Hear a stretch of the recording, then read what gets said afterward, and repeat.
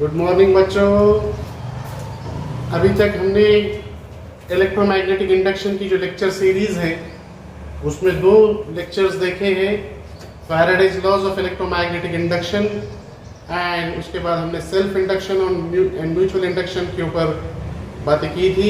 आज के लेक्चर में हम कुछ न्यूमेरिकल सॉल्व करेंगे, क्वेश्चन सॉल्व करेंगे। तो यहाँ पर जो फार्मूले हमने पढ़े थे Faraday's laws of electromagnetic induction में और सेल्फ इंडक्शन और म्यूचुअल इंडक्शन में, वो ये है कि हमने इसमें according to Faraday's first law ये था कि whenever change in magnetic flux is associated with a coil or conductor then EMF induces in it. And second law हमने पढ़ा था कि amount of EMF induced in a coil is directly proportional to rate of change of magnetic flux through it. और उसके ऊपर से हमको जो फार्मूला मिला था E equal to d phi by d t. Second Lenz law था E equal to minus d phi by d t, that is rate of change of magnetic flux को नेगेटिव साइन से हमने show किया था। Lenz law ये कहता था कि direction of induced EMF and hence induced current is such that it opposes the cause which produces it. उसके बाद हमने कोएफिशिएंट ऑफ सेल्फ इंडक्टेंस के फॉर्म में इक्वेशन लिखा था E equal to L d I by d t self induction के अंदर। Mutual induction के अंदर E equal to M d I P by d t. इसके ऊपर आज कुछ क्वेश्चन हम सॉल्व करेंगे। अब मान लीजिए एग्जाम में क्वेश्चन पूछा गया कि magnetic flux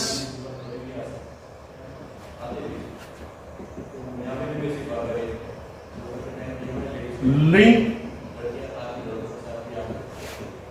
to coil of resistance 10 ohm over a period of 0.5 second is given by phi equal to, period को हम 1 सेकेंड कर देंगे कैलकुलेशन और आसानी के लिए, phi equal to 3t square plus 2t plus 5 weber. You are asked to find out find EMF induced in a coil and second induced current flowing through the coil.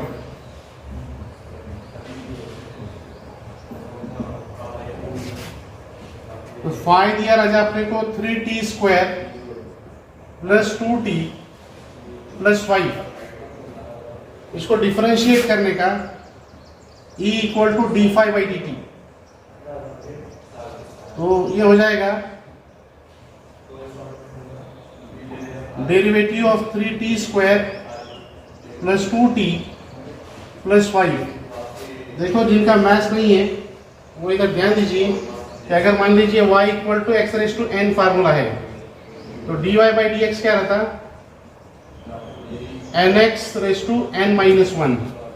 ये power इधर नीचे आया और यहाँ पावर x से कम हुआ। For example अगर मान लीजिए y equal to x raise to 7 है तो dy बाई डी एक्स क्या हो जाएगा 7x रेस टू 6। अगर y इक्वल टू मान लीजिए x रेस टू माइनस 6 है तो dy बाई डी एक्स क्या होगा, ये माइनस 6 इधर आया नीचे, x raise to minus 6 minus 1 minus 6 x raise to minus 7। इस तरीके से डिफरेंशिएट करने का, पावर को नीचे लाने का और इसके सर पे जो पावर है पावर में से एक माइनस करने का, nx raise to n minus 1। बहुत सिंपल है। तो ये यहाँ पर इसका स्क्रीनशॉट ले सकते हैं आप। अब यहाँ पर आ जाए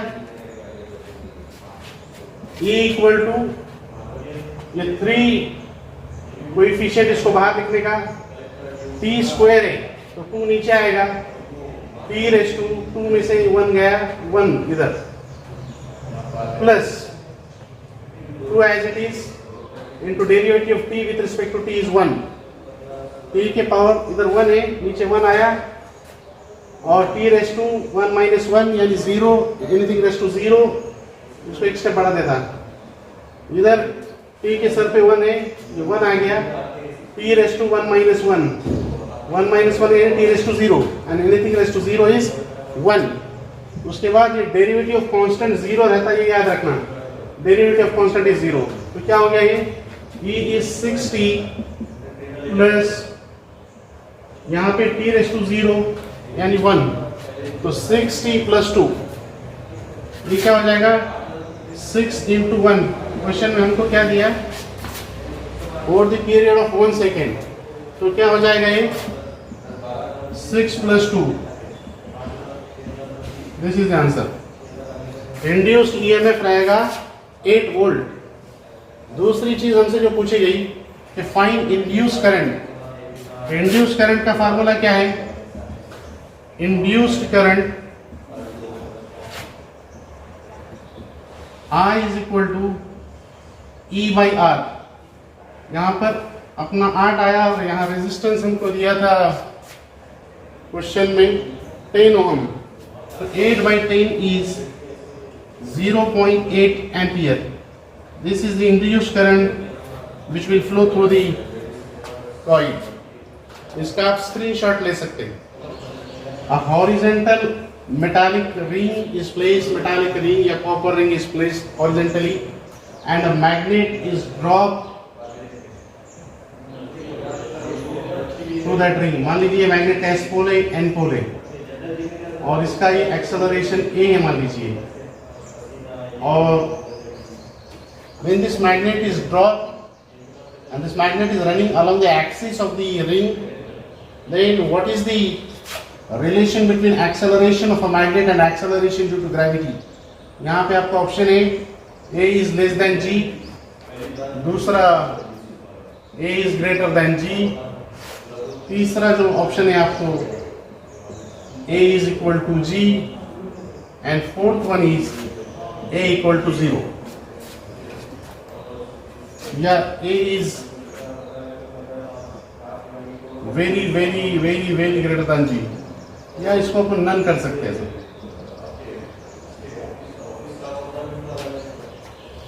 तो चार ऑप्शन आपके सामने. When this magnet is dropped along the axis of the ring, then what will happen? When this magnet will come near this upper end of the coil will act as N pole. इसके अंदर induce current flow होगा, और induce current जब flow होगा तो इसके magnetic field produce होगी. N pole इसका एक्ट होगा यहाँ पर upper face, and this N pole will repel that N pole. हमसे ये कहा गया कि इसका जो एक्सेलरेशन है, इसका वेट हमेशा मैग्नेट का किधर एक्ट होता है, वर्टिकली डाउनवर्ड. मान लीजिए mg, तो नेट फोर्स इसको जो रिपेल कर रहा उसको हम नाम देंगे F dash is equal to mg minus f. ये F dash is equal to m into a dash, acceleration of a magnet after repulsion. ये हो जाएगा mg minus f, तो a dash is equal to mg minus f upon m. तो राजा इसको separate करने के बाद क्या होगा, a dash is equal to m upon m, और ये हो गया minus f by m. मतलब a dash is equal to g minus f by m. मतलब ये है कि a dash is greater than g. इतना पोर्शन माइनस करने के बाद a dash हो जाता है. इसका मतलब है कि a dash is greater than g. That is acceleration of a magnet after repulsion is greater than acceleration due to gravity. ये आपका आंसर. आप इसका स्क्रीनशॉट ले सकते. Find the magnitude of induced EMF in a coil of 200 turns and area 0.2 meter square. Find the magnitude of induced EMF in a coil of 200 turns and area 0.2 meter square when it is held perpendicular to the field which changes from which changes from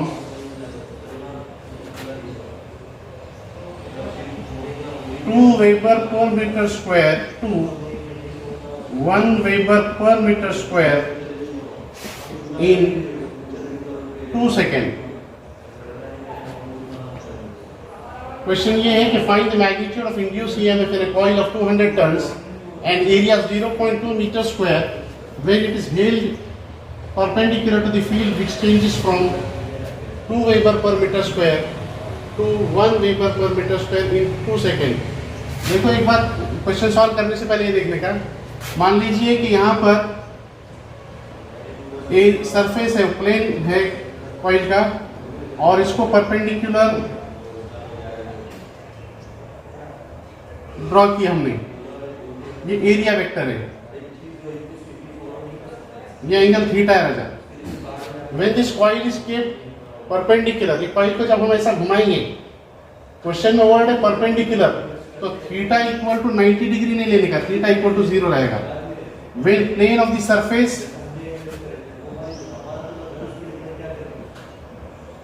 is perpendicular, theta equal to 0।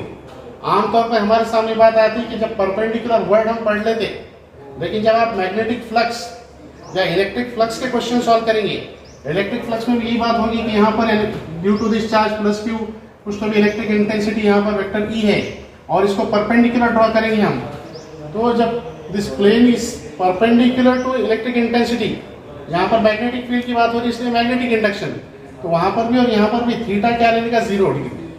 और जब ये कहा जाएगा कि plane is parallel to the field, मान लीजिए plane है और यहाँ पर इलेक्ट्रिक इंटेंसिटी की अगर बात करें तो इलेक्ट्रिक इंटेंसिटी, मैग्नेटिक फील्ड की बात करें तो मैग्नेटिक इंडक्शन, तो एरिया वेक्टर किधर जाएगा राजा, जब हम इसको इधर घुमाएंगे तो ये ऊपर जाएगा,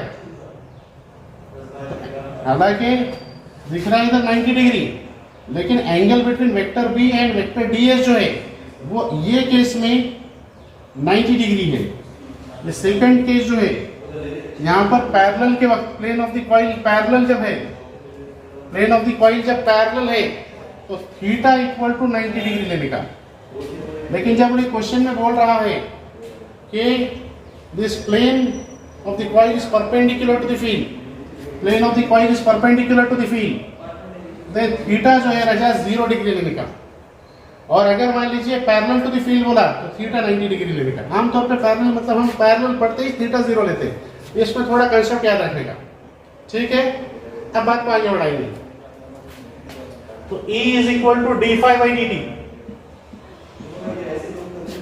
ये फाई बोले तो क्या phi 2 minus phi 1 upon t, तो फाई 2 बोले तो क्या रहेगा N A B, N A B cos theta, cos 0 क्या हो गया, ये 1 हो गया, एन ए बी कॉस 0, यहां पर एन ए बी 2 लेंगे फाई 2, और क्या नाम उसका फाई 1 क्या रहेगा एन ए बी 1, तो E is equal to phi 2 minus phi 1, phi 2 minus phi 1 मतलब N A B 2 minus N A B 1 upon this time t, N A common है B2 minus B1 upon t, N A common से बात दिया, E is equal to number of turns उन्होंने दिया हमको 200, उसके बाद एरिया ऑफ द कॉइल दिया 0.2, उसके बाद B2 कितना दिया राजा, changes from 2 weber per metre square. पहले यहाँ पर इनिशियल जो फील्ड है 2 वेबर पर मीटर स्क्वायर है, और फाइनल क्या है 1 वेबर पर मीटर स्क्वायर, जो है वो लेने का 1 minus 2 divided by time 2 second, तो हुआ ये 2 इसके साथ कैंसिल होगा, 100 इंटू 0.2 मतलब 20 इंटू दिस माइनस 1, तो आंसर आया हमारा माइनस 20 वोल्ट। और अगर इसका मैग्नीट्यूड पूछा तो E इक्वल टू 20 वोल्ट।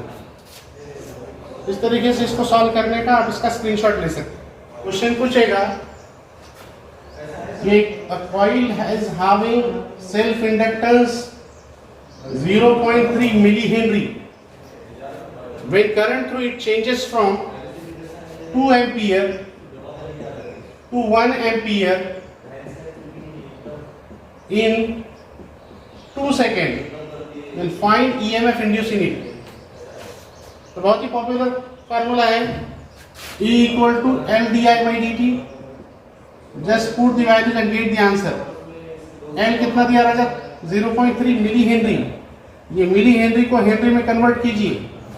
जब छोटा यूनिट बड़े यूनिट में कन्वर्ट करते 0.3 इंटू 10⁻³ जब बड़ा यूनिट छोटा यूनिट बड़े यूनिट में कन्वर्ट करते तो 10 का पावर नेगेटिव रहता 10⁻³ current is changing from 1 to question में अगर उसने बोला करंट इनिशियली 1 एम्पियर है बाद में 2 एम्पियर था तो final minus initial 2 - 1 upon time 2 second तो ये हो गया 3 into 10⁻⁴ into 1/2 1.5 into 10⁻⁴ E is equal to 1.5 into 10⁻⁴ volt या फिर इसको अगर मिली वोल्ट में पूछा उसने तो 10⁻³ होगा और 10⁻⁻1 इधर आ गया तो 0.15 मिली वोल्ट। अगर क्वेश्चन में उसने पूछा current changes from 2 ampere to 1 ampere तो इनिशियल वहां पर 2 लेना पड़ेगा फाइनल 1 लेना पड़ेगा। जो भी क्वेश्चन पूछा यहाँ पर इनिशियल इस डेटा के हिसाब से 1 एम्पियर है और फाइनल 2 एम्पियर है दैट्स व्हाई 2 - 1 लिखा हमने। ठीक है इसका स्क्रीनशॉट ले सकते हैं।